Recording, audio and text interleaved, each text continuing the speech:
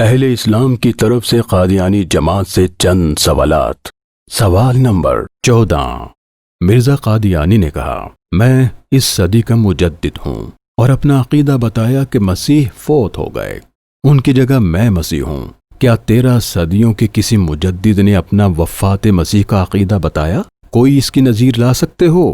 نہیں تو اگر 13 صدیوں کے مجدد صحیح تھے تو مرزا قادیانی غلط، اور اگر مرزا قادیانی صحیح تو 13 صدیوں کے مجدد غلط۔ مرزائی فیصلہ کریں۔ سوال نمبر 15۔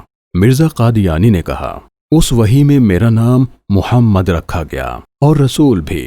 حوالہ: ایک غلطی کا ازالہ، صفحہ 1، خزائن، جلد 18، صفحہ 207۔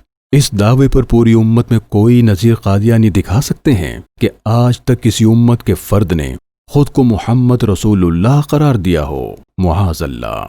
سوال نمبر 16۔ مرزا قادیانی نے کہا، پوری امت سے نبوت کا نام پانے کے لیے میں ہی مخصوص کیا گیا۔ حوالہ: حقیقت الوحی، صفحہ 391، خزائن، جلد 22، صفحہ 406۔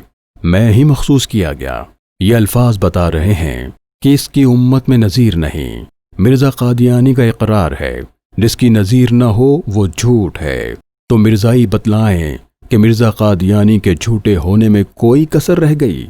سوال نمبر 17۔ کیا 13 صدیوں کے کسی ایک مجدد نے کہا کہ عیسیٰ علیہ السلام کی قبر کشمیر، سری نگر، محلہ خانیار میں ہے؟ کیا قادیانی کسی ایک مجدد یا 13 صدیوں کی کسی ایک قابل ذکر مفسر یا مورخ کا نام بتا سکتے ہیں؟ قیامت تک نہیں بتا سکتے۔